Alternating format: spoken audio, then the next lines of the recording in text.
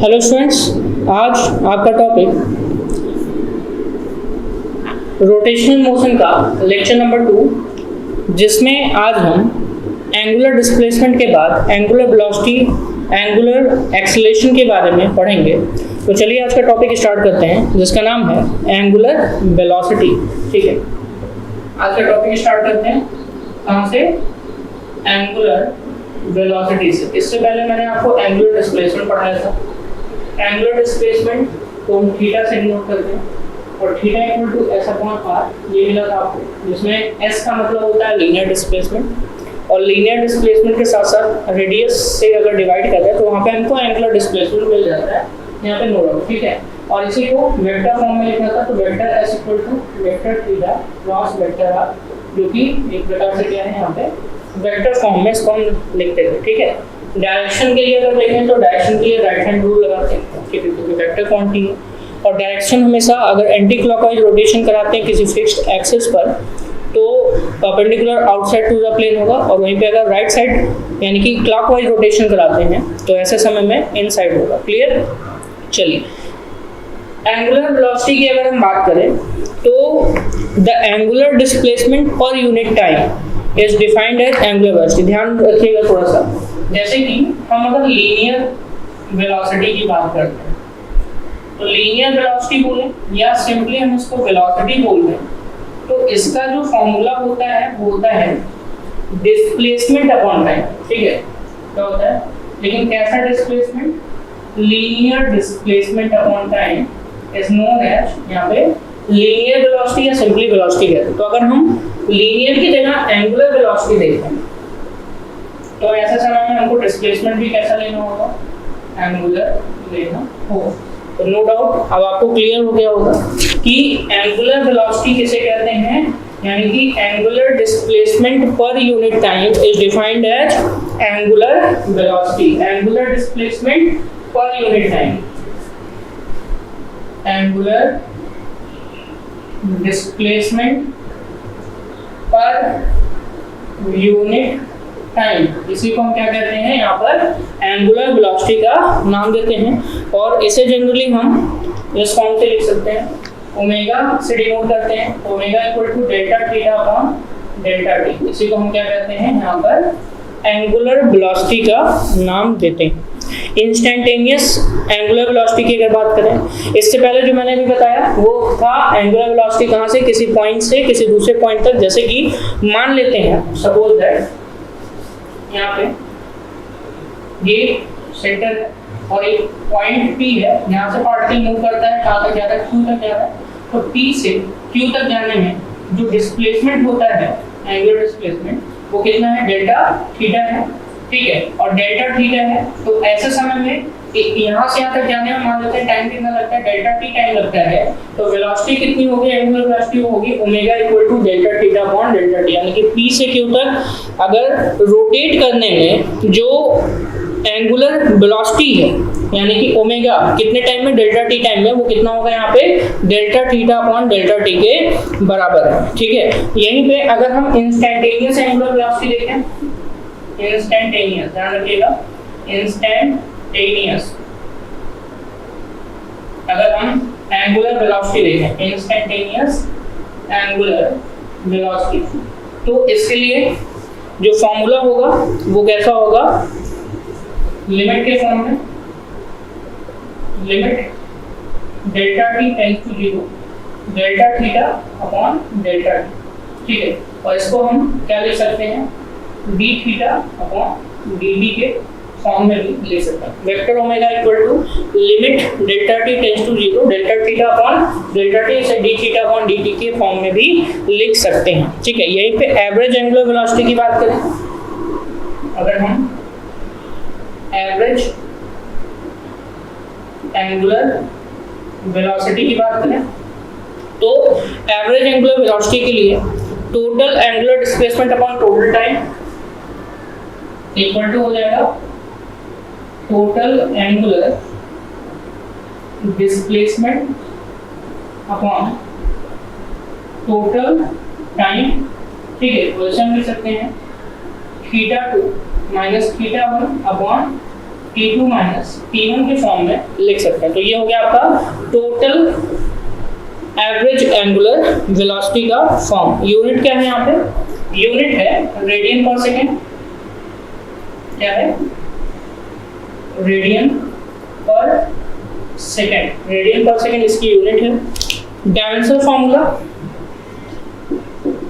Dimensional formula अगर देखें तो वह T माइनस 1, ठीक है, यानी कि टाइम इनवर्स इसका क्या है? डायमेंशनल फार्मूला होता है। इसी को अगर वेक्टर फॉर्म में लिखना चाहें तो वेक्टर फॉर्म में इसको हम अलग तरीके से लिख सकते हैं, v equal to R omega के फॉर्म में भी लिख सकते हैं, ठीक है। और यहीं पे अगर हम इसका फॉर्म देखना चाहें तो इसको हम ऐसे लिख सकते हैं, vector v equal to vector omega cross vector r। इस फॉर्म में भी हम लिख सकते हैं। एंगुलर वेलोसिटी और लीनियर वेलोसिटी में ये क्या है? रिलेशन है। एंगुलर वेलोसिटी और किसमें? लीनियर वेलोसिटी में यहाँ पर रिलेशन है। वेक्टर ओमेगा जिसे हम एंगुलर वेलोसिटी कहते हैं वो क्या है? आपका एक्सियल वेक्टर की तरह काम करेगा, ठीक है। एंगुलर वेलोसिटी को ओमेगा से डिनोट करते हैं, ये वेक्टर फॉर्म में होता है। और ये क्या है? एक्सियल वेक्टर है। एक्सियल वेक्टर का मतलब ऐसा वेक्टर जो किसी एक्सिस के अबाउट क्या करता है? रोटेट करता हो, उसे हम क्या कहते हैं? एक्सियल वेक्टर का नाम देते हैं। इसके अलावा भी एंगुलर वेलोसिटी के अलग अलग फॉर्मूले हैं। एक तो आपको यहाँ पे मिल गया, ठीक है, एक वेक्टर v के फॉर्म में, इसको हम v equal to R omega या यहाँ से omega equal to v upon R लिख सकते हैं, ठीक है। नेक्स्ट है आपका वो है, नेक्स्ट है आपका यहाँ पर omega equal to 2 pi by T, जैसे हम 2 पाई n लिख सकते हैं।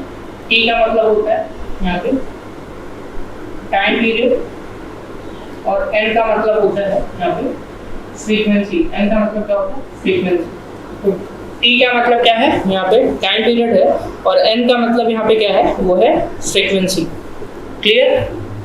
चलिए, तो ये तो बात हो गई यहाँ पे एंगुलर वेलोसिटी से रिलेटेड पॉइंट्स के बारे में। एंगुलर वेलोसिटी को जनरली हम एंगुलर स्पीड भी कह सकते हैं, ठीक है। एंगुलर वेलोसिटी को हम एंगुलर स्पीड के भी नाम से जानते हैं, ठीक है। इसी के साथ साथ अगला हम अगर बात करें तो इसे हम एंगुलर फ्रीक्वेंसी भी कह सकते हैं। इसे हम क्या कह सकते हैं? एंगुलर फ्रीक्वेंसी भी कह सकते हैं। यहीं पे अगर हम टी रिलेटिव निकालना चाहें, दो डिफरेंट एंगुलर वेलोसिटी पर अगर हम रिलेटिव टाइम पीरियड निकालना चाहें, if at two different angular velocity जिसका नाम है omega A and omega B, ठीक है। इन दोनों पे हम क्या निकालना चाहें? यहाँ पर टी रिलेटिव निकालना चाहें तो इसे 2 पाई अपॉन हम omega A minus omega B के फॉर्म में लिख सकते हैं या omega B minus omega A के फॉर्म में लिख सकते हैं। और यहीं पे अगर सिर्फ टाइम पीरियड के फॉर्म में लिखना हो तो इसे हम लिख सकते हैं T A T B upon T A minus T B के फॉर्म में लिख सकते हैं। ये हो गया रिलेटिव टाइम पीरियड की वैल्यू, ठीक है, रिलेटिव टाइम पीरियड की वैल्यू। और ये तब होगा जब दो पार्टिकल सेम डायरेक्शन में मूव करते हैं, ठीक है। If two particles are moving in same direction, तो ऐसे समय में जो डिफरेंट यहाँ पे एंगुलर वेलोसिटी है इससे रिलेटेड अगर हम टाइम पीरियड निकालें तो टाइम पीरियड का फॉर्मूला आएगा T relative equal to 2 pi upon omega V minus omega है और यहीं पे T A T B upon T A minus T B, ठीक है। नेक्स्ट है आपका वो है एंगुलर एक्सेलरेशन। एंगुलर वेलोसिटी के बाद अगला फॉर्म है वो है एंगुलर एक्सेलरेशन का।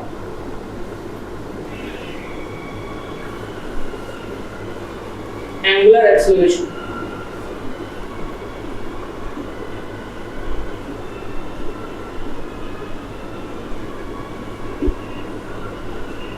जिसे क्या कहते हैं? कोणीय त्वरण का नाम देते हैं। तो जैसे कि आप एक्सेलरेशन का फॉर्मूला पढ़ते हैं लीनियर एक्सेलरेशन का। लीनियर एक्सेलरेशन का मतलब होता है rate of change of velocity, यानी कि change in velocity in given time interval, यानी कि टाइम, इसी को हम क्या कहते हैं, लीनियर एक्सेलरेशन कहते हैं। तो जब भी कभी एंगुलर यहाँ पे एक्सेलरेशन की बात करेंगे तो ध्यान रखिएगा, जब भी कभी एंगुलर एक्सेलरेशन की बात करेंगे तो यहाँ पे चेंज इन एंगुलर वेलोसिटी हम लोग लिखते हैं। किसमें लिखते हैं? Change in angular velocity. What is angular acceleration?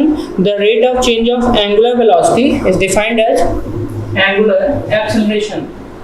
Rate of change of angular velocity. The rate of change of angular velocity. इसी को हम क्या कहते हैं? एंगुलर एक्सेलरेशन का नाम देते हैं। ठीक है, यहीं पे मान लेते हैं कि t1 समय में किसी पार्टिकल का एंगुलर वेलोसिटी ओमेगा 1 है। If in t1 time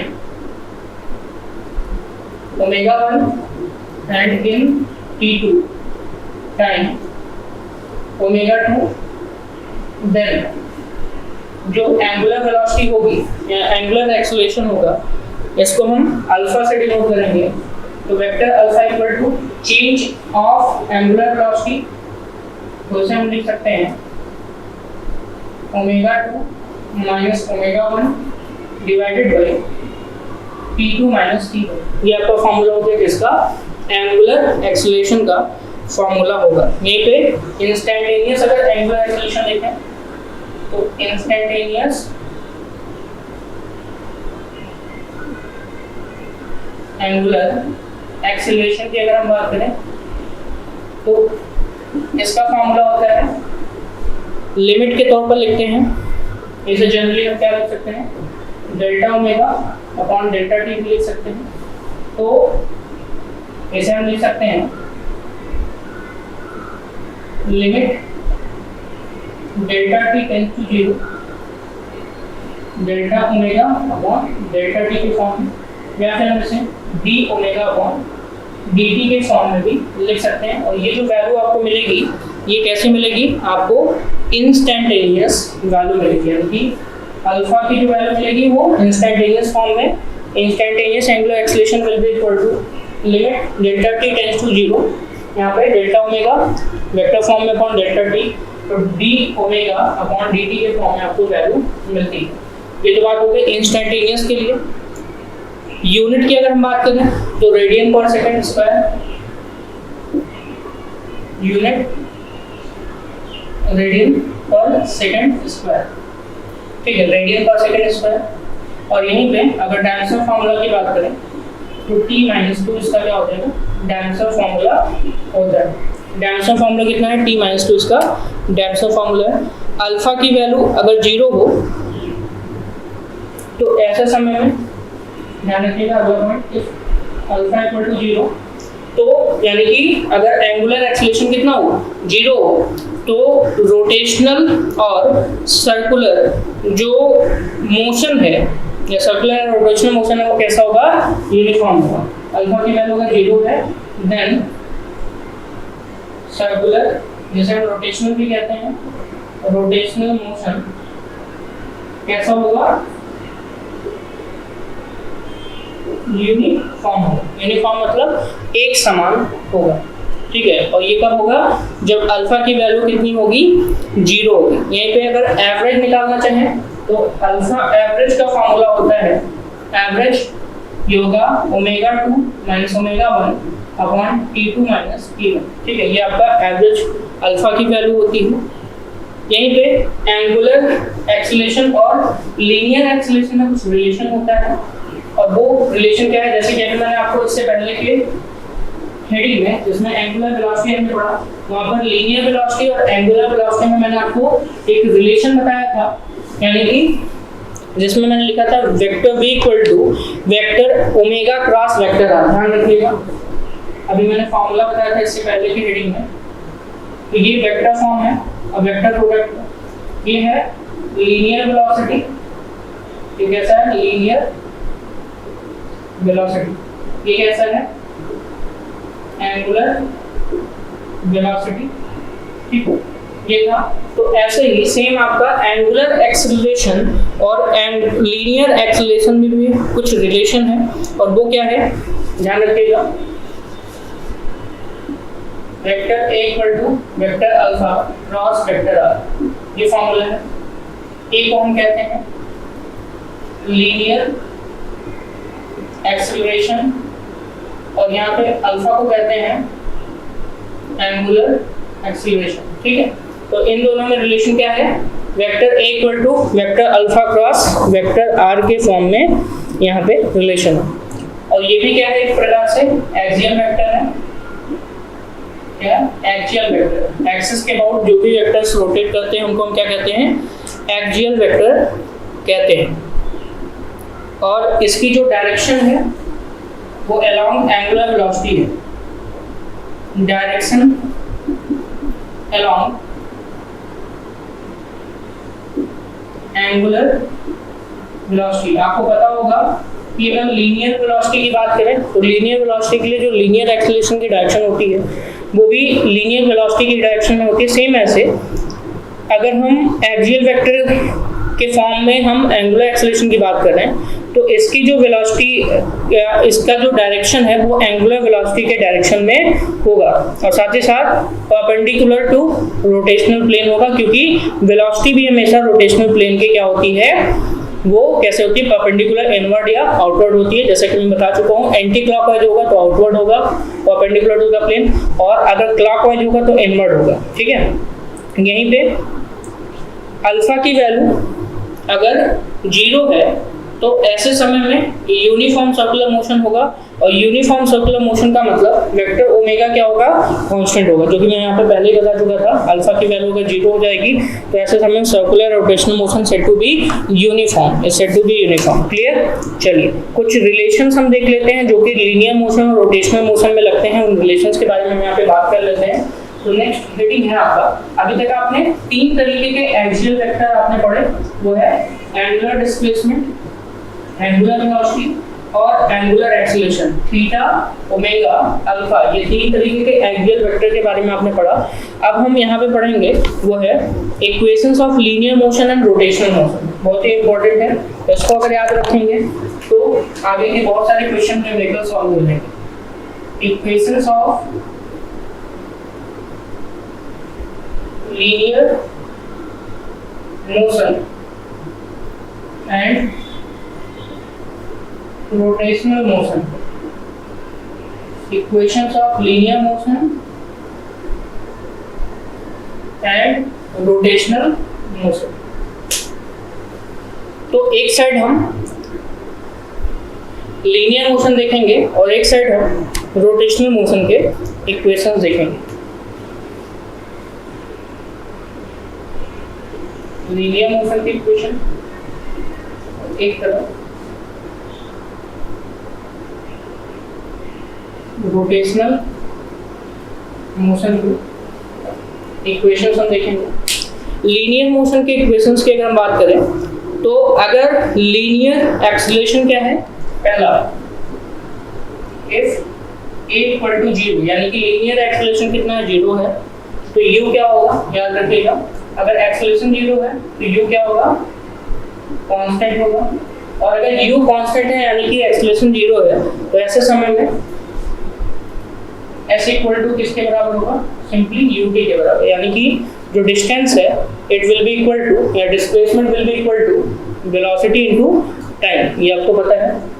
rotational motion के केस में अगर ये हम देखें, अगर एंगुलर एक्सेलरेशन, ध्यान दीजिएगा ये लीनियर एक्सेलरेशन था, यहाँ पे अगर हम देखें तो इफ यहाँ a था, यहाँ अल्फा इक्वल टू 0 होगा तो u की जगह क्या कांस्टेंट होगा, ओमेगा कांस्टेंट होगा। और अगर ओमेगा कांस्टेंट है तो ऐसे समय में फॉर्मूला आपको मिलेगा, वो मिलेगा theta equal to omega T, किसके बराबर मिलेगा, एंगुलर डिस्प्लेसमेंट, ये लीनियर डिस्प्लेसमेंट है, ध्यान रखिएगा यहाँ पे। और यहाँ पे थीटा इक्वल टू क्या मिलेगा, ओमेगा टी के बराबर मिलेगा, ठीक है। दूसरा यहाँ पे वो क्या कहते हैं, इफ लीनियर एक्सेलरेशन a हो और वो कैसा है, कांस्टेंट है, इफ a कैसा है, कांस्टेंट है, तो ऐसे समय में देन अगर a क्या है, कांस्टेंट है, तो क्या होगा, v इक्वल टू क्या होगा u plus AT, s equal to ut plus half AT square आपने पढ़ा है, और v square equal to u square plus 2as आपने पढ़ा है। यहीं पे एक और है जिसे हम s nth कहते हैं, तो s nth इक्वल टू यहाँ पे मिलता है, और वो मिलता है u plus half a 2n minus 1, u plus half a 2n minus 1, ये मिलता है। आपके चार यहाँ पे इक्वेशंस मैंने बताए, इनमें से v equal to u plus AT, ठीक है यहाँ पे, और दूसरा क्या है यहाँ पे s equal to ut plus half AT square, v square equal to u square plus 2as, और फोर्थ है आपका यहाँ पे s nth, यानी कि nth अगर डिस्प्लेसमेंट देखें तो u plus half a 2n minus 1 के फॉर्म में मिलता है, ठीक है। इसी के साथ साथ अगर हम वहाँ पे जाएं तो ये ध्यान में रखना है कि u को हम यहाँ पे क्या बोलते हैं, इनिशियल वेलोसिटी, और v को फाइनल वेलोसिटी बोलते हैं। तो वहाँ पे ओमेगा 1 और ओमेगा 2 बोलेंगे, ठीक है, ओमेगा 1 और ओमेगा 2 बोलेंगे। यहाँ पे दूसरा है, दूसरे में अगर हम यहाँ पे बोले इफ अल्फा क्या है, कांस्टेंट है, अल्फा कांस्टेंट है, देन यहाँ पे क्या कांस्टेंट था, a कांस्टेंट था।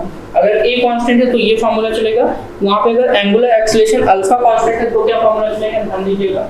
v को हम रिप्लेस करेंगे ओमेगा 2 से, और u को लिखेंगे ओमेगा 1, अभी यहाँ पे इन सब का टर्म भी लिख देंगे, प्लस अल्फा t लिखेंगे। दूसरा इसको थीटा से, तो omega 1t plus 1/2 alpha t square, ठीक है। अगला वो है ओमेगा 2 का स्क्वायर इक्वल टू ओमेगा 1 का square plus 2 alpha theta, 2 alpha theta. और ये पे s nth की बात करें तो यहाँ पे हम बात करेंगे थीटा nth की, इक्वल टू हो जाएगा omega 1 plus 1/2 alpha 2n minus 1, omega 1 plus 1/2 alpha 2n minus 1 यहाँ पे हो जाएगा। क्लियर, तो ये सब हो गया। नेक्स्ट है थर्ड, जिसके बारे में अगर हम बात करें कि एक्सेलरेशन नॉट कांस्टेंट है। थर्ड, इफ linear acceleration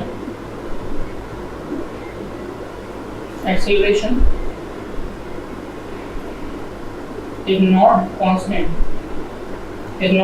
यानी कि अगर लीनियर एक्सेलरेशन कांस्टेंट नहीं है तो ऐसे समय में क्या होगा यहाँ पर, then the above equation will not be applicable, यानी कि ये सभी इक्वेशंस एप्लीकेबल नहीं होंगे, ध्यान में रखना है, ठीक है। तब आप यहाँ पे दूसरा फॉर्मूला अप्लाई करेंगे, वो होगा v इक्वल टू क्या चलेगा, dx upon dt, v equal to क्या चलता है, dx upon dt, a equal to dv upon dt, dv upon dt, ऐसे हम कर सकते हैं d square x upon dt square, यानी कि dx अपॉन dt का डबल डिफरेंशिएशन अगर हम कर दें, x का डिस्प्लेसमेंट का डबल डिफरेंशिएशन, और इसी के साथ साथ v into dv equal to v into dv into dv equal to a into dx, dv एक फॉर्म है। तो ये तीन इक्वेशन क्या बनता है, v into dv equal to a into dx के फॉर्म में। यही चीज़ अगर हम वहाँ पे करें तो सेम जो चीज़ें हमने लिखी हैं यहाँ पे ध्यान रखिएगा। थर्ड पॉइंट की बात करें तो थर्ड पॉइंट में यहाँ पे if angular acceleration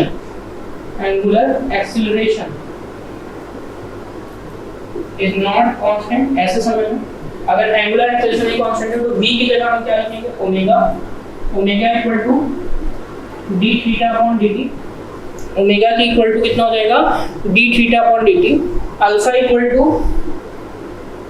d omega upon dt, या इसको हम लिख सकते हैं d square theta upon dt square के फॉर्म में।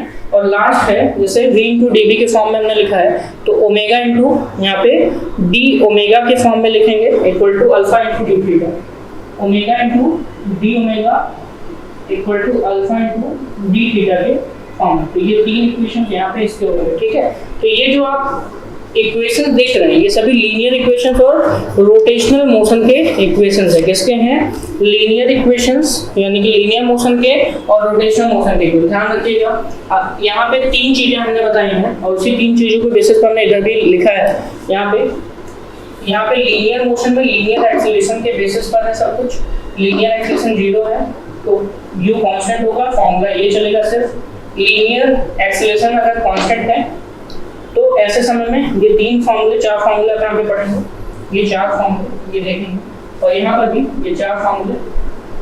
अगर लीनियर एक्सेलरेशन कांस्टेंट नहीं है तो ऊपर के फॉर्मूले कोई भी एप्लीकेबल नहीं होंगे, यहाँ पर सिर्फ ये फॉर्मूला एप्लीकेबल होंगे, ठीक है। वेलोसिटी एक्सेलरेशन और v * dv = a * dx के फॉर्म में ये फॉर्मूला चलेगा। वहीं पे अगर हम रोटेशनल मोशन में देखें तो रोटेशनल मोशन में एंगुलर एक्सेलरेशन के बेसिस पे सब कुछ है। एंगुलर एक्सेलरेशन अगर 0 है तो ऐसे समय में ओमेगा कांस्टेंट होगा, थीटा = ω/t, जो कि एंगुलर डिस्प्लेसमेंट का फॉर्मूला है, ठीक है। यहीं पे अगर अल्फा की वैल्यू कांस्टेंट है तो ऐसे समय में क्या करेंगे, अल्फा की वैल्यू अगर कांस्टेंट है तो कांस्टेंट के बेसिस पर, यानी कि एंगुलर एक्सेलरेशन कांस्टेंट है तो ये फॉर्मूला अप्लाई करेंगे। और अगर एंगुलर एक्सेलरेशन कांस्टेंट नहीं है, ठीक है, नॉट कांस्टेंट है, तो यहाँ पे हम ये फॉर्मूला अप्लाई करते हैं, ठीक है। ध्यान रखिएगा कि यहाँ पे क्या क्या चीजें हैं, ये ध्यान रखिएगा। v को मैं ऐसे बोल दे रहा हूँ, उसको आप नोट कर लीजिएगा। v को हम क्या कहते हैं, फाइनल वेलोसिटी, u को इनिशियल वेलोसिटी, a को हम क्या कहते हैं, लीनियर एक्सेलरेशन, t जानते हैं आप टाइम होता है, s क्या है यहाँ पे, लीनियर डिस्प्लेसमेंट का काम करेगा, n जो है यहाँ पे जो मैंने लिखा है इसका मतलब होता है n नंबर का डिस्प्लेसमेंट, ठीक है, n नंबर का डिस्प्लेसमेंट, ठीक है। जैसे बोलिए चौथा डिस्प्लेसमेंट बताइए, पांचवा डिस्प्लेसमेंट बताइए, तो n की वैल्यू इसी के हिसाब से रखेंगे, चौथा बोला तो 4 रखेंगे, पांचवा बोला तो 5 रखेंगे, ठीक है। तो ये ध्यान रखें, यहाँ x का मतलब भी ध्यान रखिएगा, डिस्प्लेसमेंट से है, ठीक है, ठीक है। नेक्स्ट हम यहाँ पे रोटेशनल मोशन के अंदर जाते हैं। अल्फा को आप जानते ही हैं, अल्फा को हम क्या कहते हैं, एंगुलर एक्सेलरेशन कहते हैं, यानी कि कोणीय त्वरण कहते हैं। ओमेगा 1 को हम कहते हैं इनिशियल एंगुलर वेलोसिटी, ओमेगा 2 को कहते हैं फाइनल एंगुलर वेलोसिटी, ध्यान रखिएगा। t को टाइम कहते हैं, थीटा को एंगुलर डिस्प्लेसमेंट के नाम से जानते हैं, और n का मतलब आप जानते हैं nth एंगुलर डिस्प्लेसमेंट के हिसाब से हम उसको कहते हैं। चलिए, ये तो बात हो गई यहाँ पर दोनों के इक्वेशन से रिलेटेड टॉपिक के बारे में। नेक्स्ट हम यहाँ पे बात करने जा रहे हैं वो है मोमेंट ऑफ इनर्शिया, ठीक है। नेक्स्ट है जिसे हम कहते हैं मोमेंट ऑफ इनर्शिया। चलिए, इन दोनों इक्वेशंस को कंपेयर करके पढ़ना बहुत ही जरूरी होता है, ठीक है, ताकि आपको हर एक चीज आसानी से समझ में आ जाए। जहाँ पे लीनियर एक्सेलरेशन है वहीं पे एंगुलर एक्सेलरेशन दिखाएंगे, जहाँ पे लीनियर वेलोसिटी वहाँ एंगुलर वेलोसिटी, जहाँ लीनियर डिस्प्लेसमेंट है वहाँ एंगुलर डिस्प्लेसमेंट का सिंबल दिखा देंगे, तो दोनों इक्वेशंस आप आसानी से कर लेंगे। मतलब इसको सॉल्व करने के लिए ध्यान रखिएगा, अगर इक्वेशन एक याद कर ले, यानी कि इधर का अगर इक्वेशन याद कर ले, इधर का भी आसानी से कर सकते हैं। कैसे, ध्यान रखिएगा। v को u को हम किससे रिप्लेस करेंगे, ओमेगा 1 से, v को ओमेगा 2 से, ठीक है। s को थीटा से रिप्लेस करना है, a को अल्फा से रिप्लेस करना है, a को किससे रिप्लेस करना है, अल्फा से। इतनी चीजें याद रखिए। इधर वाला लीनियर मोशन में लगेगा और इधर वाला रोटेशनल मोशन में अप्लाई होता है। क्लियर। चलिए नेक्स्ट टॉपिक पे चलते हैं, जिसका नाम है मोमेंट ऑफ इनर्शिया। समझ लीजिए रोटेशनल मोशन की ये जान है, ठीक है, मोमेंट ऑफ इनर्शिया, और इसके रिलेटेड क्वेश्चंस बहुत सारे आते हैं आपको। डिफरेंट बॉडीज के मोमेंट ऑफ इनर्शिया आपको याद रखना होता है, ठीक है, और इससे रिलेटेड आपको दो थ्योरम पढ़ने होते हैं, परपेंडिकुलर और पैरेलल एक्सिस थ्योरम आपको पढ़ना होता है, ठीक है। तो मोमेंट ऑफ इनर्शिया जिसे हम जड़त्व आघूर्ण का नाम देते हैं, ठीक है, इसे जनरली हम कैपिटल आई से डिनोट करते हैं। तो अगर हम मोमेंट ऑफ इनर्शिया की बात करें तो मोमेंट ऑफ इनर्शिया का वही रोल है रोटेशनल मोशन में जो कि लीनियर मोशन में मास का रोल होता है, ठीक है, ध्यान रखिएगा। और इसी के साथ साथ अगर हम देखें तो it is the property of a body due to which it opposes any change in its state of rest आज यूनिफॉर्म रोटेशन। ध्यान से सुनिएगा कि मोमेंट ऑफ इनर्शिया क्या है, ये बॉडी का एक ऐसा प्रॉपर्टी है जिसके द्वारा ये अपने बॉडी के मूवमेंट में होने वाले चेंज का विरोध करता है, ठीक है। यानी कि अगर बॉडी रेस्ट में तो रेस्ट में ही रहेगी, अगर मोशन करे तो मोशन में ही रहना चाहेगी, ठीक है। इसी को हम बोलते हैं मोमेंट ऑफ इनर्शिया, यानी कि it is the property of body. क्या है? Property of body due to which property of body due to which it opposes any change, due to which it opposes any change. It opposes any change in its state of rest. In its state of rest. In its state of rest और uniform rotation, क्योंकि आप rotational motion पढ़ रहे हैं तो rotational motion में यहाँ पे हम यूनिफॉर्म रोटेशन की बात कर लेते हैं। ठीक है, यूनिफॉर्म मोशन ना करके हम इसको यूनिफॉर्म रोटेशन कहते हैं। जैसे कि न्यूटन्स लॉ ऑफ मोशन में भी फर्स्ट लॉ ऑफ न्यूटन अगर हम पढ़ें तो उसमें भी लॉ ऑफ इनर्शिया पढ़ाया जाता है। ठीक है, तो यहाँ पे हम मूवमेंट ऑफ इनर्शिया पढ़ रहे हैं, तो movement of inertia generally rotational motion topic में पढ़ा जा रहा है, इसलिए यहाँ पे हमने टर्म बोला है जिसका नाम है यूनिफॉर्म रोटेशन, यानी कि it is the property of body due to which it opposes any change in its state of rest और यूनिफॉर्म रोटेशन, यानी कि वस्तु का वह गुण जिसके द्वारा ये अपने अंदर विरामावस्था में होने वाले परिवर्तन या फिर यूनिफॉर्म रोटेशन, यानी कि एक समान जो रोटेशन है उसमें होने वाले परिवर्तन का क्या करता है, विरोध करता है। इसी को हम क्या कहते हैं, मोमेंट ऑफ इनर्शिया का नाम देते हैं। किसी भी पार्टिकल का जो मोमेंट ऑफ इनर्शिया है वो कितना होता है, mr² होता है। ठीक है, moment of inertia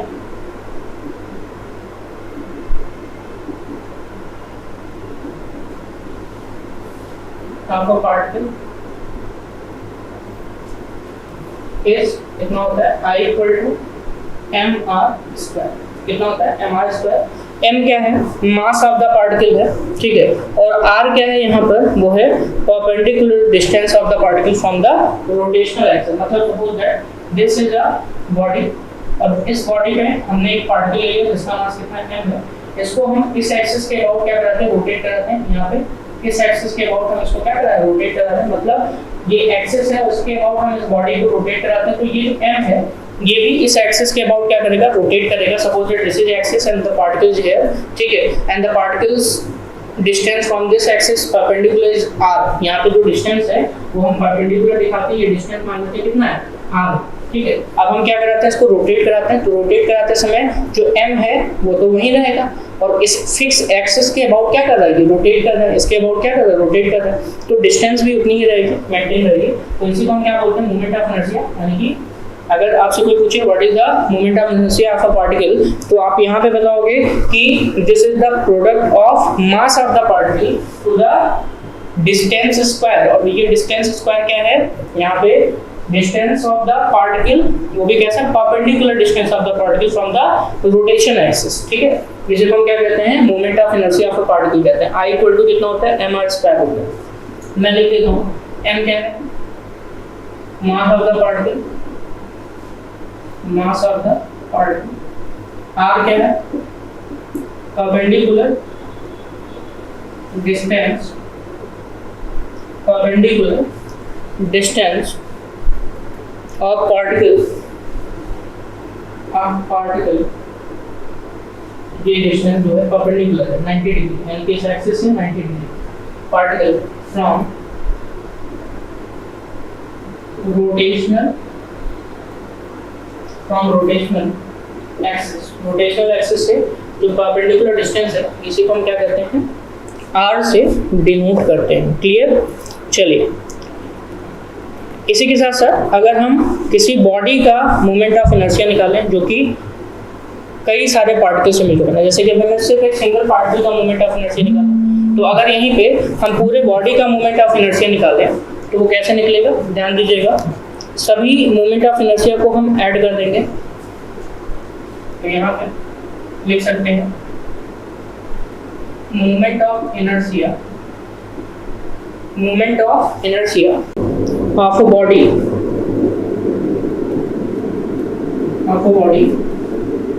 made up of a number of particles,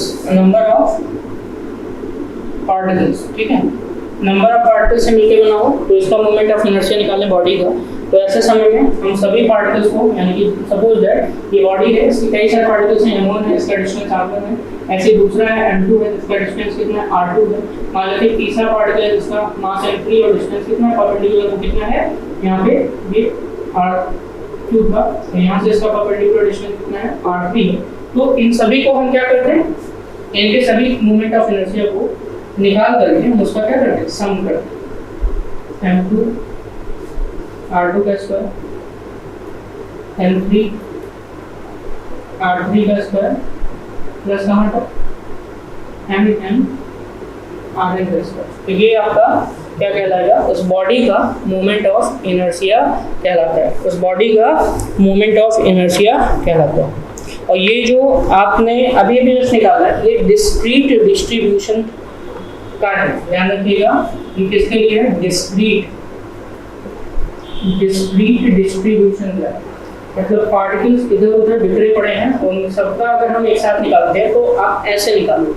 लेकिन डिस्क्रीट के अलावा अगर कंटिन्यूअस डिस्ट्रीब्यूशन ऑफ मास हो तो ऐसे समय में क्या होगा, चलिए देखते हैं।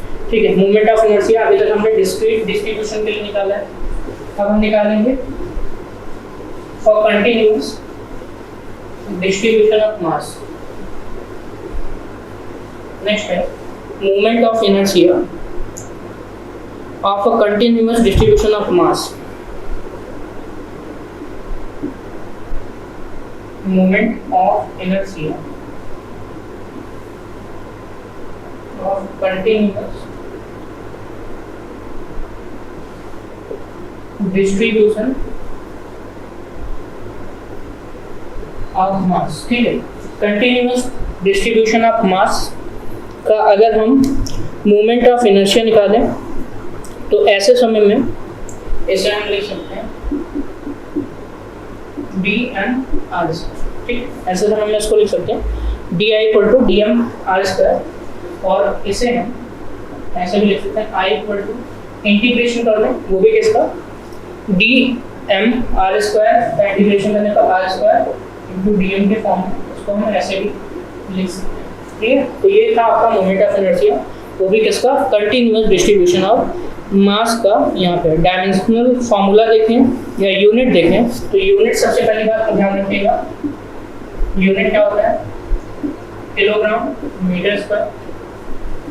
डायमेंशन फार्मूला यहीं से आप निकाल सकते हैं, किलोग्राम का m होता है, इसका ml², ये इसका क्या हो गया, डायमेंशनल फार्मूला होता है।